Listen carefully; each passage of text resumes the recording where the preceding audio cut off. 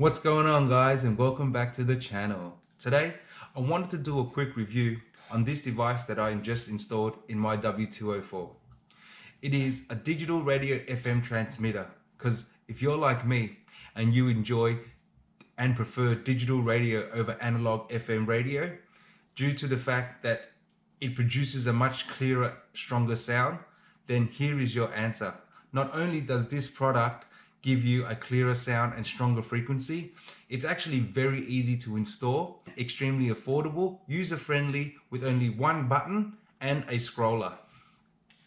It also features a 1.1 inch LCD screen that displays the program type, real-time, channel name, song name, radio frequency, signal strength, and also displays the FM transmit frequency.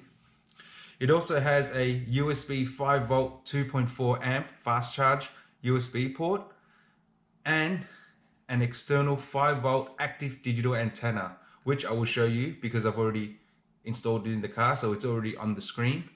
So for 30 Australian dollars, you get everything you need in order to experience digital radio in your car. Without any further ado, let me show you how easy it is to install this device, and in doing so, give you some tips and tricks on how to route the cable and access the A pillar in a W204, thus allowing you to install other devices like a dash cam. So let's get straight into it and let me show you exactly how it's done. In order to install the antenna correctly, as you can see here, I actually have the digital antenna installed already. It actually comes with the digital antenna and the cable, and I'm going to show you exactly how I did it all. I just wanted to show you where I installed mine, just to give you guys an idea of how to install it. To install it, we need to remove this rubber steel first, and we just do that by pulling straight down on it, like so. Because this actually does have a grounding point, so it does need to touch bare metal in order to work properly. To remove this A pillar, all you have to do is pull it out a little bit while you pull it up. So you want to pull it out and up, like so. You'll hear it unclip, and then you can just remove it, just like that, guys. So this clip here clips into here, and then it goes in there and then slides in, which is why you have to actually slide it out first and then pull it out. And this part here, where this line you see actually connects to this part here.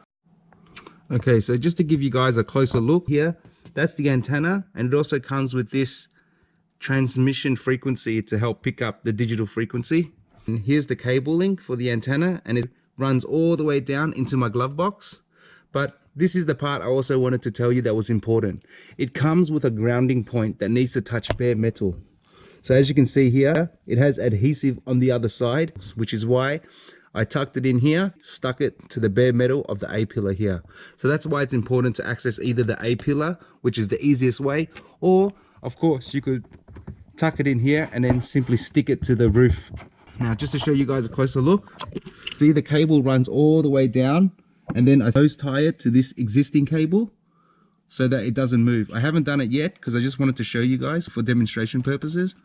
I've just tucked the cable in here, around it along here, and then from here you want to get your trim removal tool and just pop out this side compartment. There we go, just pops out like that. From here I've just run the cabling along the wall here, right there, and that's all hidden by that A pillar cover. And then I've just tucked it in here and left it in my glove box. You get 3 meters of cabling, so I'm actually going to find a better spot for it, but for now I've just left it this way to show you guys. The cable then just comes here, and now from the glove box, all you have to do now to finish the installation is simply plug it into this, and that's basically it. And from there, all you have to do is tune it. So I'm going to show you guys exactly how to do that now, and exactly what you see and how to tune it. To get it to work, you need to choose a FM radio station that is clear from any frequency. For instance, I'm going to use 87.5, and because there's nothing on that channel, you listen to it, there is nothing near it. Now once you have your FM radio in your car tuned to 87.5, you then need to tune this to 87.5. So you do that by the scroller here, there's a scroller on this device, and you scroll it to 87.5 and then hold on to the button and it will find all your frequencies for you. It starts to do a search for all the channels. 41% complete. Total number of channels is 64, and there we have it, done. And it also displays your actual channel.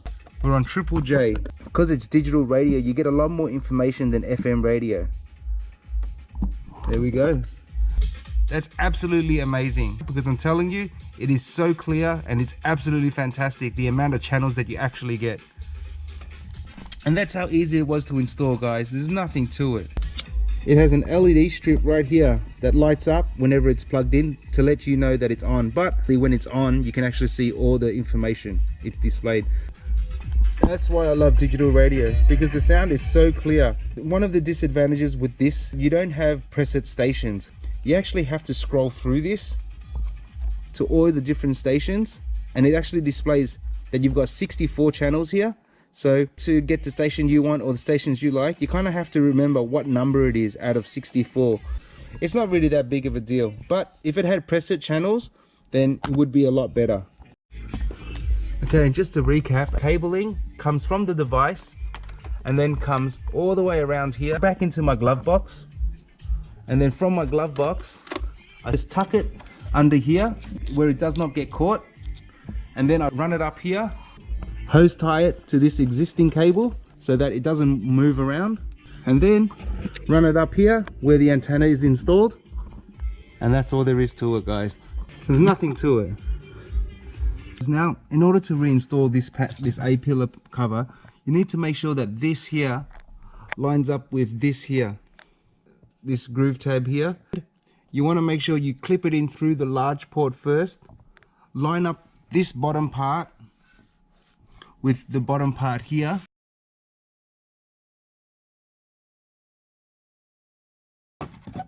Make sure it's lined up just like that, and then make sure that the tab here lines up with the tab here. What you do is you push it down so it is flush with the dashboard, like so. You clip it in and you will hear it clip in like that. That's when you push it down, and that's it. Just like that. The A-pillar is back in place. It is not interfering with the antenna right here. That's it. Completely installed. Then you have to replace the cover right here, and as you can see here, the cabling does not interfere at all. It just simply sits there, and it will be covered by this. So you want to line this up now, make sure you get all the grooves in the right place, and just simply click it back in place. Perfect.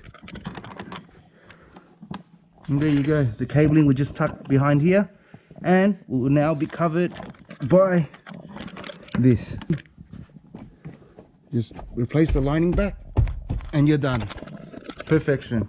That's all you have to do.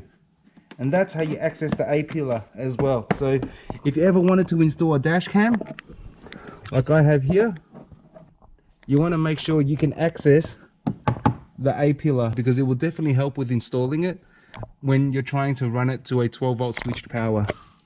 So yeah, and if you want to see that, stay tuned for my next video where I will show you how to install a dash cam and find 12-volt switched power. And just to show you guys again the finished product, the cabling runs from the antenna down the A-pillar and then down the side here, and then I tuck it in right here, and then I just leave the rest of the cabling in the glove box for now. I just tuck it underneath here and close the glove box. It simply just runs along here, and I'm just going to tuck it in under here like so, so the cabling is not in the way, like that there. Very simple. And I'll just tuck this under here as well, so the cable is not in the way. There you have it, a simple clean install for a digital radio device so that you can get digital radio in your car. A very clean install, it's not so bad. There you go.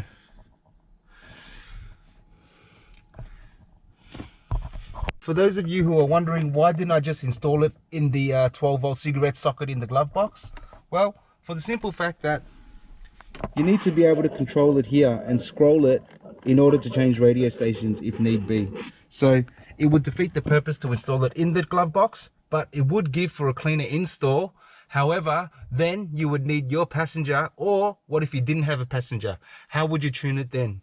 So therefore, in order to overcome that issue, you have to install it here. That way you can actually scroll through the different radio stations and get the radio stations that you want when you want.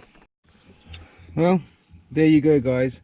How to install this digital radio receiver transmitter in your car via the cigarette lighter socket and running the cable through to the A pillar and then installing the antenna on the windscreen. So please, until next time, please like, subscribe, do whatever you gotta do. And this is Mike with MIKEYZ Vlogs signing off. I'll see you guys in the next video. Thank you.